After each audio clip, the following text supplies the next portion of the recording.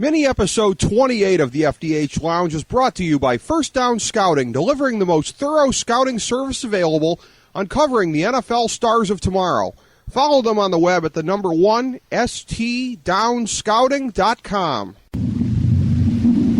A long time ago, on a gloomy, wet Cleveland spring night, two men stand alone amidst the late-night drizzle. Their voices echo across the vacant station parking lot as they debate the merits of the great American radio show that have been missing for far too long. On that night, an idea was born. That idea became the FDH Lounge.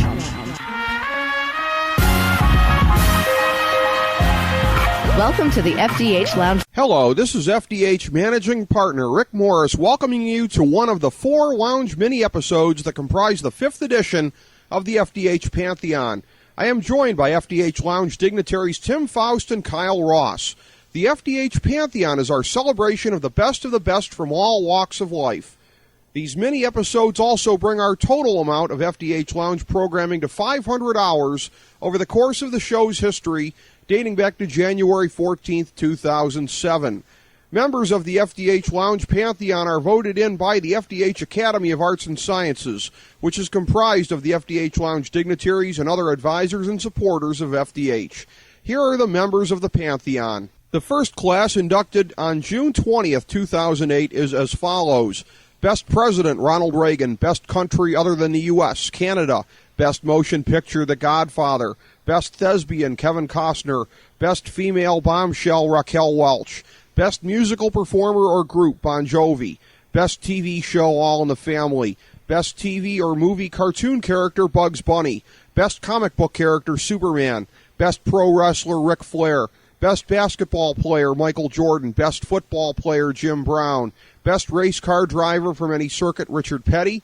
Best Hockey Player, Wayne Gretzky. Best Baseball Pitcher, Nolan Ryan. Best Baseball Hitter, Babe Ruth. Personally, I should note before I go any further that I do not stand behind the results of the voting.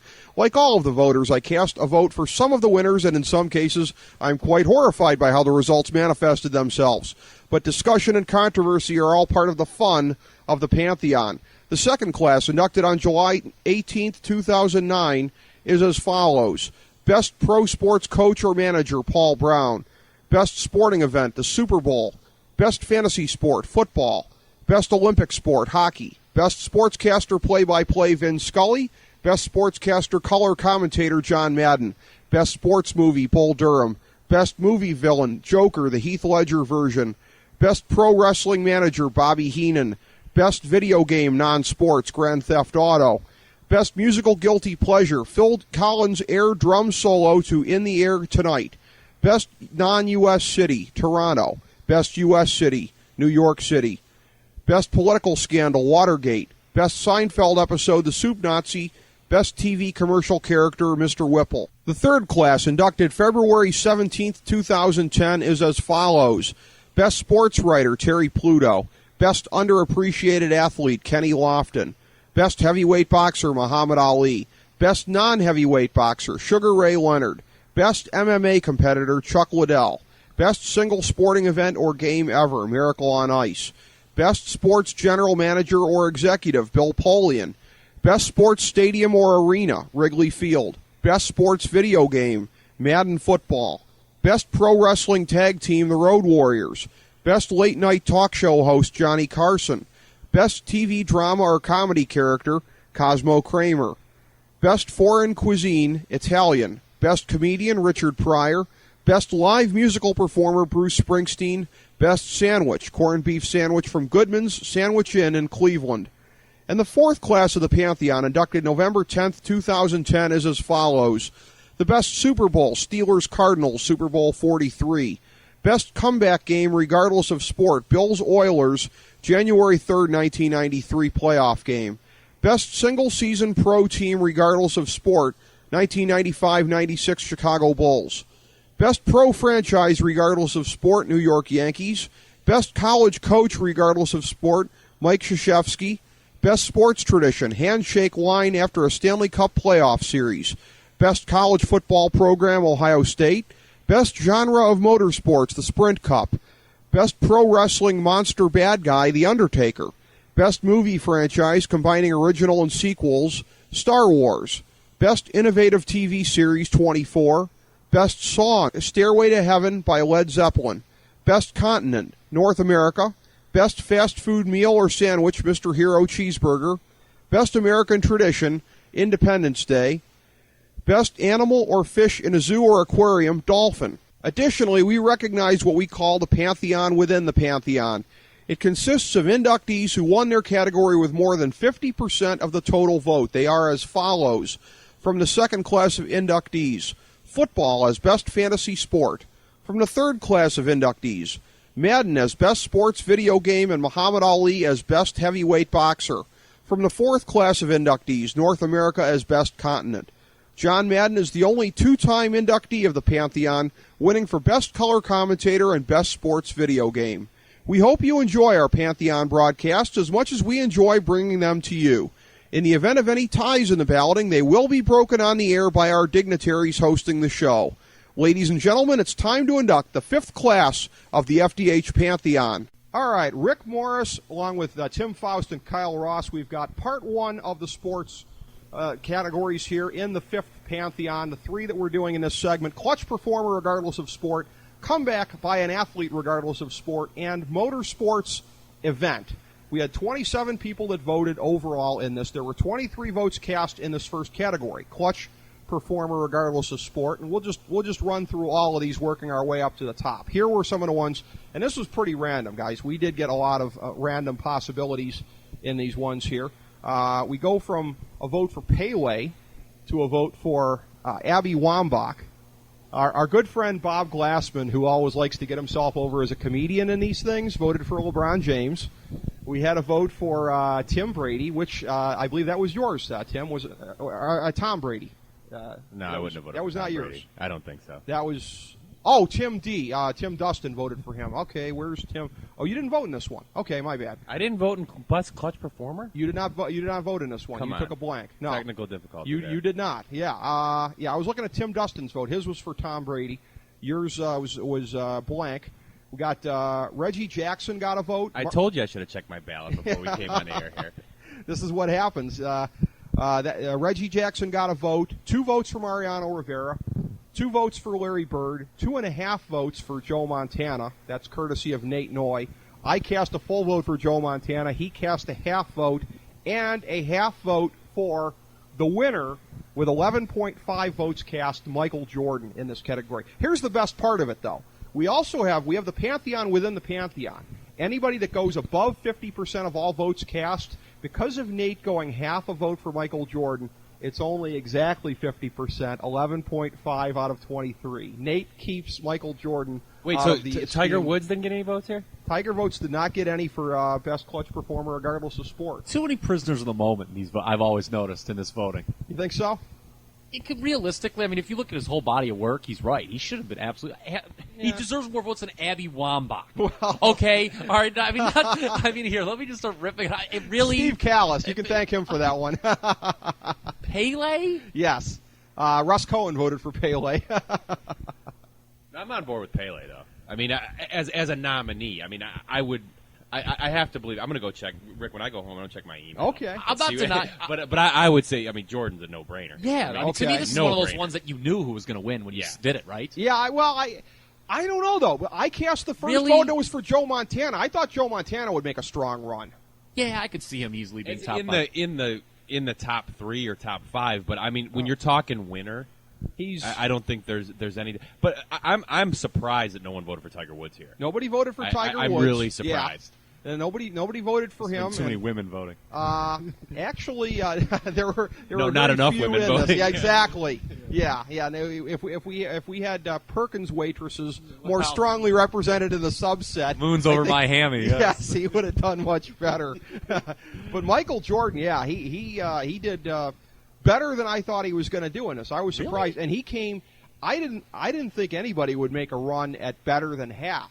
But he got exactly half, and like I said, thanks to Nate's little stunt of half Montana, half Jordan, he keeps Jordan out of the Pantheon within the Pantheon. I didn't know that was legal, by the way. The to do that. brilliance I didn't know if we could. I didn't know if we could split our votes like I mean, that. the aforementioned brilliance Yes. that keeps him out of the Yes. out of that range. Yes, you got to love that one. And again, as we did at Pantheon 4, when we did that from Harpo's, where we didn't have the cameras there either, but in keeping with it, I still had the Dundee Award with me here, so I will lift the Dundee Award as we officially induct Michael Jordan into the Pantheon. By the way, second two-time member of the Pantheon. Michael Jordan inducted in Pantheon 1 for Best Basketball Player. The other two-time winner of the Pantheon, Best Color Commentator and Best Sports Video Game, John Madden. So we have two-time inductees into the Pantheon, gentlemen. And Michael Jordan, but he just misses the Pantheon within the Pantheon. Did anyone not vote for him for Best Basketball Player? There were some other. That's dumb. Side note here. Let's since we blew through this first one so quickly, let's explore this. Does this make me a hipster? Because I've been accused of this. Because I'm a historical curmudgeon. I voted for Oscar Robertson. Does that make me a hipster? No, it makes you a curmudgeon because Oscar Robertson is also a curmudgeon. So I guess well, you think alike. Yes. He is a curmudgeon, yes. But I mean, I voted for best baseball hitter. I voted for we did it where it was counting offense and defense. Rose, so you voted for best baseball hitter? Well, I voted for Willie Mays in that one. For best baseball pitcher, I voted for Walter Johnson. So are these things making me a hipster? No, well, baseball's the one sport that the game hasn't changed to a degree where, like, if you look at most all-time lists, they are still flooded with older players. Where if you look at, NFL or NBA, it's guys usually within the last 20, 25, 30 years that make up those lists. So no, that doesn't make it makes you wrong. I mean, it doesn't make you're not a hipster. You're just wrong about the NBA one. All right. Well, what about Bobby Orr? I voted for Bobby Orr for best hockey player. Is that the you're same wrong kind of too. thing? Yeah, you're just wrong. No. But he's a defenseman who completely changed the game the way the game was played. So I'm being serious here. Yeah. I'm not busting your chops. No. Were you just trying to be contrarian? No. Don't you really These are the believe things that? I really believe. I really believe. Really? Like Okay. Bobby Orr, he changed the way. He was a defenseman who led the league in scoring. There'd never been anything like that really before or since. He did his job on the blue line, but it was an incredible offensive weapon. I just looked at it and said, how could anybody, even Gretzky, compete with that? And I'm a big Gordie Howe mark. You'd expect me to say Mr. Hockey, but I didn't. So and you know what, Rick? A lot of this is, and I know this is by design, but you might want to mention this as well. Is the flexibility or the how liberal you allow everyone? Yeah. You're not defined. I mean, it makes Hall of Fame balloting look, or MVP balloting look like it's defined, because you really don't have a very defined. Wait till you hear some of the other ones here. Wait till you hear some of these other puppies and some of these other categories. Bob Glassman and Chris Galloway are always the guys who really just do that one the most. They really take it the furthest as far as how that goes. But, so anyway, to go back to, you think about things like revolutionizing a game or things that they've done. You're not or most championships versus talent versus statistics versus all that kind of stuff. So you're allowing us to all interpret the way we want to. Exactly. I allow a lot of free reign on this, and that's basically what this is all about. This next one you're going to see incredible variety on as well here. Best comeback by an athlete regardless of sport. This one really runs the gamut. Here's where we start with one vote. One vote for Mario Lemieux, one vote for Greg LeMond. I think that was about a specific race or a couple of races, I guess. Lance Berkman got a vote. Willis Reed got a vote. Lance Berkman is based on the last season. Willis Reed. Prisoner of the moment, I'm telling you. Some of these people are incapable, I think, of thinking beyond the previous week. Yeah. I know. I'm not a big fan of that either. Well, that might have been my vote. I don't know. Okay. That was actually not. No, you voted for Willis Reed. That was a good one. There was a vote here. I think he was gold-bricking. There was a vote for Bob Ojeda from an Indians fan. Vote for Teddy Bruschi. A vote for Paul Lowry at the British Open, I guess, when Van de Velde gave it away. Now, come on, really? Paul Lowry got a vote, yeah. There was a vote for Ted Williams. Who even remembers the guy that beat Van de Velde? I mean, really? Right. Yeah. That would be Jeff Mislanich. He voted for him. There was a vote for Ted Williams coming off of WW2. Vote for Tommy John coming off of the surgery. Tommy John, who needed Tommy John surgery. That's amazing that happened, yeah, by the way. That he actually what are the odds of that? Yeah. There was a vote for Tito Ortiz. There was one for Reggie White. There was one. Tito Ortiz? Yeah. I don't know either what that was all about. Our friend Alex Slump voted for that. We'll have to ask him when we see him at the baseball auction in the spring why he voted for Tito Ortiz. Reggie White got one. Randy Couture got one. And I voted for, mine is the last of the Who voted for Couture, Jake Digman? That was, that was a new voter, Mark. He voted for him. I voted for, as much as I loathe the Steelers and all things Steeler, Rocky Bleier left part of his leg behind in Southeast Asia and came back to play in a Super Bowl. I felt like I had to vote for Rocky Bleier. So I voted for him. Oh, and there was one more with one vote also. It was Muhammad Ali. So these are all the ones that got one vote for best comeback by an athlete regardless of sport. 2 votes went to Michael Vick. Yours was one of the 2, Kyle. 2 votes for Michael Jordan. And now we come to our tie at this point here. Our first tie of the evening. Lance Armstrong and Josh Hamilton, 3 votes apiece. So per the custom of the FDH Lounge Pantheon, the tie gets broken at the table here. And our unilateral second tiebreaker, I have it in my back pocket, Nate Noy's ballot cast in case we still come to a deadlock on that. I look at this. I'm eyeballing it. Between the 2, I'm going to say Josh Hamilton. I'm not huge on the other guy. I believe he's introduced. Not going to bury him. The other guy. Yeah, I'm not going to bury him, and it would be, shall we say, impolitic for me with this show to bury the other guy. But I'm going to vote for Josh Hamilton because he's not the other guy. So there's my vote. How do you go on this, Tim? No question. I mean, I thought I was going to be in for a fight, and we might be because we haven't heard Kyle yet. But okay, a guy that used steroids to come back. Come on. I mean, no-brainer Josh Hamilton here. I mean, Lance Armstrong is his comeback's completely tainted as far as I'm concerned. That's both didn't. Never mind. But at first I thought when he said a guy who used steroids to come back, I thought he was going to name drop Hamilton. But no, I agree. Let's make it 3 for 3. Josh Hamilton is my pick. For many of the same reasons you laid out there, Ricky. I think you knew that I was Hamilton actually coincidentally was one of the 2 guys I considered along with Vic. Okay. I mean, I don't look at it necessarily as do I approve of where you're coming back from. I just kind of look, at the depths you were at. Right. And to me, Hamilton, I mean, his story's incredible. Right. I mean, it's like Todd Marinovich, but with a happy ending. It is. It is. And that's, one might have thought it would be the judge not lest you be judged from Kyle Ross. Yes. And that factors in as well. Make no mistake about it. Yeah. Yes, it does.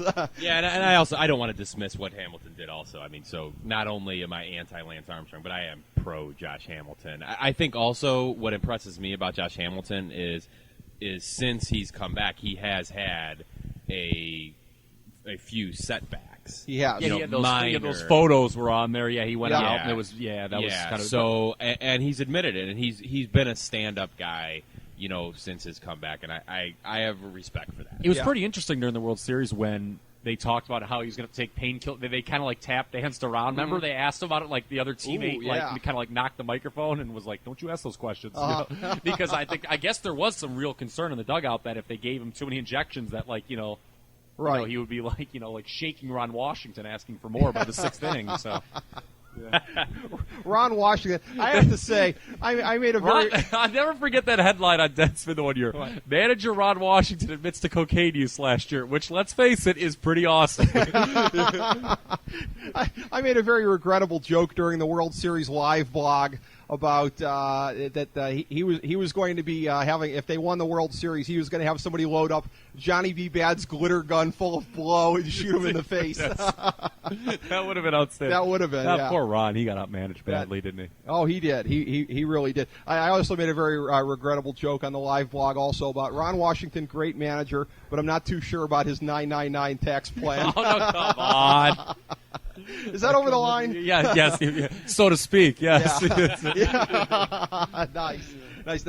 Nate Noy, of all people, told me that was too reprehensible for public consumption, so that should have been my first clue. So, but Josh Hamilton makes it. We hoist the Dundee Award and induct Josh Hamilton into the FDH Lounge Pantheon. The last of ours for this first segment here, best motorsports event. And I am really surprised at the outcome of this one. As an open-wheel fan, very heartened. That tells you where this is going. but very surprised. The first one here, I mentioned Bob Glassman before, somebody who likes to put himself over as being world's greatest comedian. Anything with Danica Patrick was his vote. So when we talk about how open-ended it is in this thing here, we don't mandate that folks take their voting privileges seriously. So he had 2 half votes then, right? Anything with Danica Patrick? That's true. She's in 2 different sports. Well, we always take it very literally, so it's not a half vote in either of the ones, but that's a point well taken. We could have gone that way.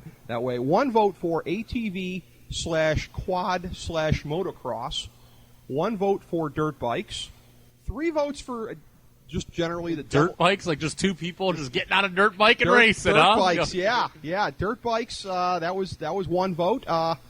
3 votes for the demolition derby.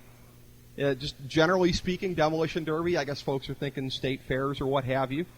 And then we get into the 2 that got the most votes. The one that had 5 votes, I pessimistically thought was going to win, the Daytona 500.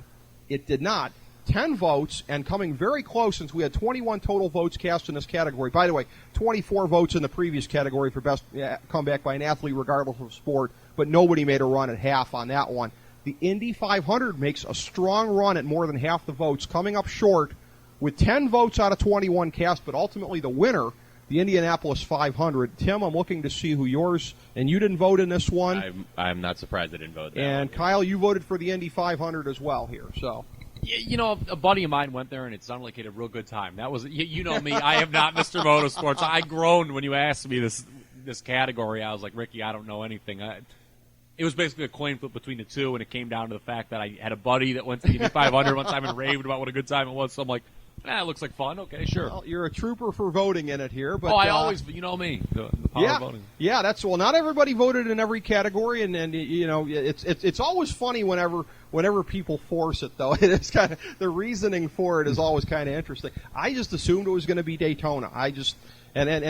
God knows this is the only thing in the last 16 years where open wheel has come out ahead of stock car racing. It's only the 2011 5th edition of the FDH Lounge Pantheon that open wheel gets a win here, but 10 votes out of 21 cast, so we induct the Indianapolis 500 as our 3rd entrant here tonight into the FDH Lounge Pantheon.